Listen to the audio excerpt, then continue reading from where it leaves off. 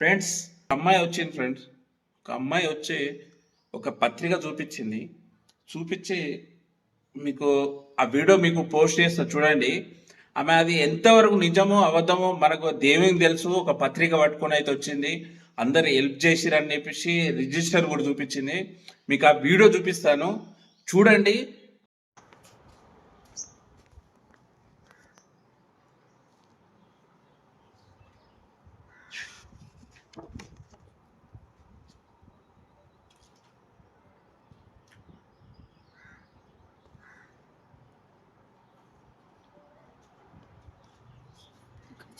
ఇక్కడ చేయండి.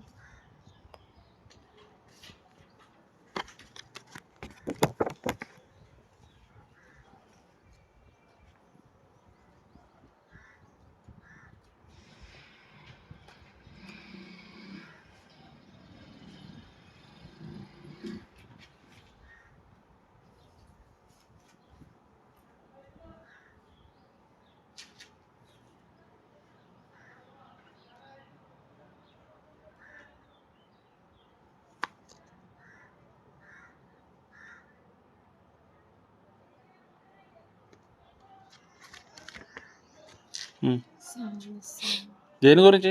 పెళ్ళి ఎవరిది? మా చెల్లెలు. అయితే నాన్న లేడు, మాకు యాక్సిడెంట్లో చనిపోయిందమ్మ. 4 ఆడపిల్లలమ్మ. అక్క పెళ్ళి నా పెళ్ళి మా ఊరి వాళ్ళు చేశారు. ఇప్పుడు 3 చెల్లెలు కుదిరింది. కట్నం కూడా ఏం పోయట్లే, కొంచెం ఖర్చులకైనా ఇక్కడ వాళ్ళందరినీ సాయం అడుగుతున్నాం. సొంతూరు తిప్పారు నల్గొండ దగ్గర, ఇక్కడనే గజ్వేల్లో ఉంటున్నాం. గజ్వేల్ ఎక్కడ ఉంటారు? ఇక్కడ ఎస్సీ కాలనీ అని ఉంది కదా, ఎల్లమ్మ గుడి దగ్గర. అక్కడ కిరాయికి అన్న సొంత ఇల్లు కూడా ఏం లేదు. ఏమో కిరాయి ఎవరి ఇంట్లో ఉంటారు? లక్ష్మి అక్క వాళ్ళని. చిన్న ఇల్లే, పెద్ద ఇల్లే. నెంబర్ ఉందా వాళ్ళది? నీకు ఎట్లా నమ్మాలి మీది నిజమని? మా సిస్టరే అన్న. సిస్టరే కదమ్మా, కరెక్టే. ఎట్లా నమ్మాలి? ఎందుకంటే ప్రూఫ్స్ నమ్మితే సాయం చేయండి, లేకపోతే లేదు. బలవంతమని ఏం లేదన్న. మా చెల్లెలు అయితే ఇక్కడ అందరిని అడుగుతారు. ఎవరెవరు ఇచ్చేది? ఇక్కడ వాళ్ళందరూ రాసిరన్న. ఇక్కడ ఇదంతా ఈ ఊరోళ్ళేనా? పొద్దు నుంచి అడుగుతున్నాను. ఇది అక్క వాళ్ళు రాసి అక్కడ మా దగ్గర చెట్టించారు అని రాసి ఇక్కడ నుంచి చివరి నుంచి రాయించుకుంటూ వచ్చాను. కరెక్టే అమ్మా, నువ్వు చెప్పేది నిజమని ఎట్లా నమ్మాలి? ఎందుకంటే ప్రూఫ్స్ ఏం లేదన్న. మా చెల్లెలేగా చెప్పి మీరు నమ్మితే సాయం చేయండి, లేకపోతే లేదు. అయితే ఏం బలవంతం చేయట్లేదు మిమ్మల్ని. మా నాన్న యాక్సిడెంట్లో చనిపోయిందన్న. తండ్రి చనిపోయినైతే అబద్ధంగా చెప్పుకోలేము. బీద పరిస్థితి కదా మీ ఇంటి ముందరకు వచ్చింది. ఇలా తిరగడం నాకేమో సరదాగా. నేను కూడా చిన్నప్పటి నుంచి పనికి పోతాను. థ్యాంక్ యూ అండి. పట్టుకుంటారా? సరే. మీరు చెప్పేది నిజమైతే ఓకే, నేను ఇచ్చిన సాయానికి నీకు హెల్ప్ అవుతుంది అనుకుంటా. కానీ మీరు ఇది ఫ్రాడ్ అయితే ఇది బాగుండదు. సరే.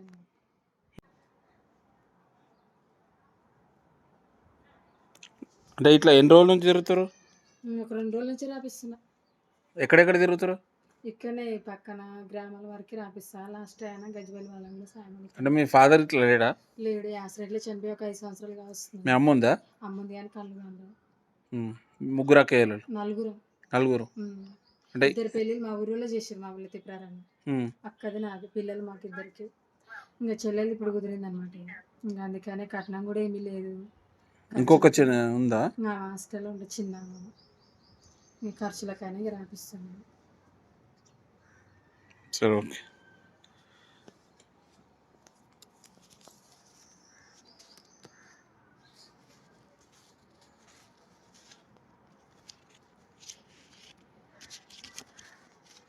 ఇట్లా రాపించే వాళ్ళు ఎన్నో పని చేసుకోవచ్చు కదా. ఆ పనికి వెళ్తాను. నాకు కూడా 3 పిల్లలు. ఎంత కష్టం చేసిన పిల్లలకి మాకే సరిపోతుంది. ఏమీ లేని పరిస్థితి. అంటే మిమ్మల్ని ఎక్కడికి ఇచ్చారు?